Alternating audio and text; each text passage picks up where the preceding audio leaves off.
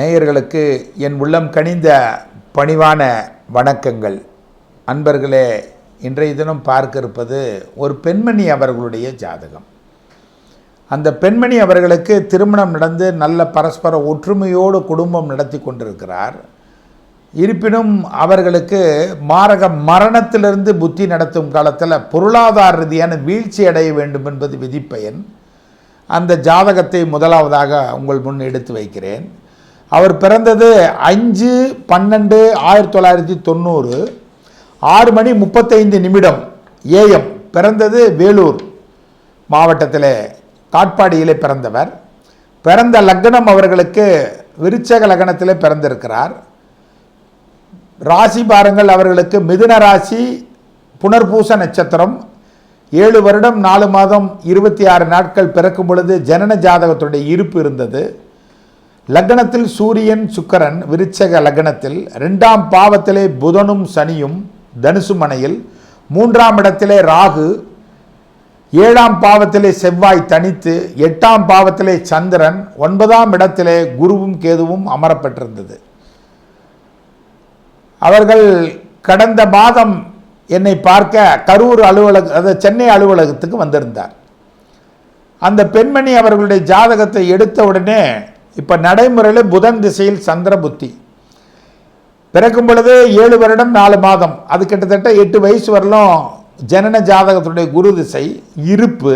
அதன் பிறகு 19 வயது. அப்போ 8 ஒரு 19 27 வயதுக்கு பிறகு உங்கள் வாழ்க்கையில் பொருளாதார சூறாவளி சுக்கல். பொருளாதாரத்தை நீங்கள் இழக்கவில்லை என்றால் கணவனை இழந்திருக்க வேண்டும் என்பது விதிப்பயன். அப்போ கணவனை இழக்கவில்லை, பொருளாதாரம் இவ்வளவுதான் இல்லை. அதாவது ஆன்லைன் மூலமாக நிறைய இழப்பீடுகள், ஜூதுல விளையாண்டு நிறைய இழந்திருக்கிறார்கள்.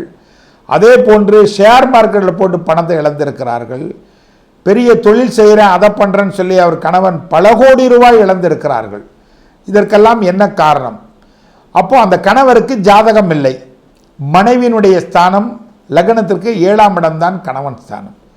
அப்போ இந்த பெண்மணிக்கு பாருங்கள், லக்னத்தில் சுக்கிரனும் சூரியனும் அமரப்பெற்றிருப்பதை இந்த செவ்வாய் 7ஆம் பார்வையாக நேரடியாக பார்க்கிறது.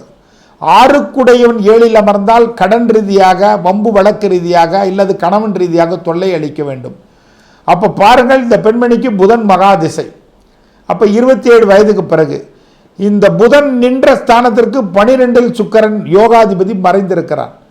2வது புதனோட சனி பின்னப்பட்டிருக்கிறது. அப்போ சிரராசிக்கு 3ஆம் இடமும் 8ஆம் இடமும் மாரகம் அல்லவா? அந்த மாரகத்தில் சந்திரன் 8ஆம் இடத்திற்கு 7ஆம் இடம் என்று சொல்லக்கூடிய மாரக மரணத்திலே புதனும் சனியும் வீற்றிருக்கிறது. அப்போ புதன் திசையில் புதன் புத்தி, அதற்கடுத்து வரக்கூடியது சுக்கிரன் கேது புத்தி, சுக்கிர புத்தி. ஆக மொத்தம் 17 ஆண்டுகள் 27 வயதிலிருந்து துன்புற வேண்டும் என்பது எழுதப்பட்ட ரீதி. பொருளாதார ரீதியாக பொருளாதாரத்தை எந்த அளவுக்கு இழக்கிறீர்கள் என்றால் வாழ்க்கை நிச்சயமாக உயர் பயணமாக இருக்கும். 27 வயசுலேருந்து உங்களுக்கு 17 வருஷம் உங்களுக்கு மைனஸான பாதை. அதனால் இழந்தது அற்ப பொருளை இழந்திருக்கிறீங்க. உங்கள் கணவனுக்கு எந்த ஊரும் நேராது.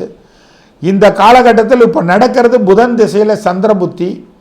அதற்கடுத்து வரக்கூடியது 2026க்கு பிறகு செவ்வாய் புத்தி, அதன் பிறகு குரு புத்தி. இந்த குரு புத்தி வருங்காலத்திலெல்லாம் உங்களுக்கு எவ்வளோ பெரிய துயரங்கள் இருந்தாலும் மீண்டு வந்துடுவீங்க.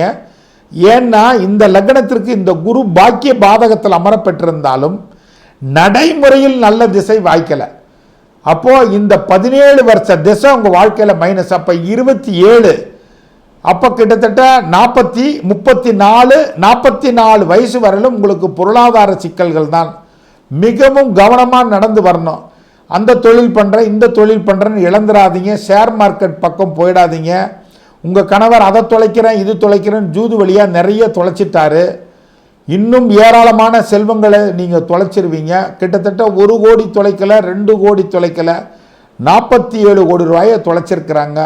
மீதமும் அவர்களுக்கு பூர்வ புண்ணிய சொத்து நிறைய இருக்குது. இன்னும் அகல பாதாளத்துக்கு கொண்டு போயிருந்தேன். அப்போ இனிமேல் அந்த மாதிரி நிலைக்கே என் கணவர் போக மாட்டாருங்க ஐயா. நிறைய இழந்தாச்சு. மீண்டும் மீண்டும் இருக்கிற சொத்து பூர்வீக சொத்தெல்லாம் சர்வநாசம் ஆகி கொண்டிருக்கிறது. இன்னும் ஏதோ என் குழந்தைகளுக்கு சில பாக்கியங்கள் இருக்குது, கடமை இருக்குது, அவங்களுக்கு சேர வேண்டிய சொத்தெல்லாம் இருக்குது. இதையெல்லாம் அழிச்சிருவாருன்னு ரொம்ப பயமாக இருக்குது. அதனால் என் கணவனையும் ஒரு நாள் உங்கள் இடத்துல கூப்பிட்டு வர்றேன், நல்ல புத்திமதி கூறுங்கன்னா என்ன தான் விதின்னு சொன்னாலும் 44 வயசு வரல இந்த பெண்ணுக்கு மாங்கல்ய சோதனை ஏற்படணும், அல்லது அதற்கு சகமான பொருளாதார ரீதியாக அவமானம் நிந்தனையும் இருக்குது. அடுத்து புதன் திசையில் சனி புத்தி கடைசி புத்தி. அப்போ 41 to 44 எவ்வளோ பெரிய சரிவு பாதை. மாங்கல்யத்தையே இழக்க வேண்டும் என்பது விதிப்பயன் நண்பர்களே. அதனால தான் இவ்வளோ காலம் பொருளாதாரத்தையும் இழந்து மீண்டும் பொருளாதாரத்துக்கு தடை போடும் பொழுது இன்னும் சொத்து நிறையா இருக்கு ஐயா, என் குழந்தைகளுக்கு வேணும்னு நினைக்கும் பொழுது ஆட்டோமேட்டிக்காக மாங்கல்ய சோகம் ஏற்படும். அதனால தான் கணவன் ஜாதகம் இல்லை, குழந்தைகள் ஜாதகத்தை ஒரு நாள் எடுத்து வரேன்னாங்க. அதே போன்று அந்த குழந்தைகள் ஜாதகத்தை அந்த பெண்மணி எடுத்து வந்தாங்க கடந்த வாரம். நிச்சயமாக மாங்கல்ய சோதனை ஏற்படாதம்மா, உங்கள் குழந்தைக்கு பையனொன்று பொண்ணுன்னு உங்களுக்கு அந்த ஸ்தானத்தில் தகப்பன் ஸ்தானம் நல்ல வலிமையாக இருக்கிறதுனால இழந்தது அற்ப பொருளை அப்படின்னோடனே மாங்கல்யம் பாதகம்னு சொன்னோடனே நீங்கள் மாங்கல்ய ஸ்தானத்தை கொண்டு போய் சமயபுரத்தில் கொண்டு போய் தாலியோடு கொண்டு போய் போட்டுருங்கம்மா, உங்களுக்கு தடைகள் விலகும், நிச்சயமாக அது நடக்கும். அன்னைக்கு நான் சொன்னேன் இல்லையா போன மாதம்னு, நான் கொண்டு போய் செலுத்திட்டு தானுங்கய்யா நான் உங்களை பார்க்கவே வந்திருக்கேன் 2 ஜாதகத்தையும் அப்படின்னார். அப்போ தலைக்கு வந்தது தலைப்பாகோட போகும். நிச்சயமாக புதன் திசையில் அந்த கட்டத்தை தாண்டிடுவீங்க. 44 வயசுக்கு பிறகு நல்ல பொருளாதாரம்லாம் ஏற்படும். பொருளாதாரமே வேண்டாம், என் குழந்தைக்கு நல்ல கணவனாக தகப்பனாக இருந்தால் போதும், எனக்கு கணவனாகவும் என் குழந்தைக்கு நல்ல தகப்பனாக ஆயுளோட தீர்க்கமாக இருந்தால் போதும் ஐயா அப்படின்னு அந்த மாங்கல்யம் பாருங்கள் எவ்வளோ அழகாக கொண்டு போய் போட்டிருக்காங்க. இப்போ நடக்கிற தசா புத்தி புதன் சந்திர புத்தி நடக்குது பாருங்கள். 8ஆம் இடம் தானே மாங்கல்யம். அந்த 8ஆம் இடத்துல பாதகாதிபதி போய் 8ல் உட்கார்ந்ததுனால நான் சொன்னேன் அந்த வரியை கேட்டு அப்படியே கொண்டு போய் சமயபுரத்தை ஆத்தா உண்டியில் கொண்டு போய் போட்டிருக்காங்க. இது எழுதப்பட்டதனுடைய நியதி அன்பர்களே. ஒரு மனிதன் எவ்வளவு பெரிய உயர்வுக்கு செல்வதும் எவ்வளவு பெரிய அகல பாதாளத்துக்கு செல்வதும் எழுதப்பட்டதனுடைய கிரகத்தினுடைய அடைவே நிகழ்வே காரணம். மீண்டும் அடுத்த எபிசோடில் சந்திப்போம். வாய்ப்புக்கு நன்றி கூறி விடைபெறுகிறேன். நன்றி, வணக்கம்.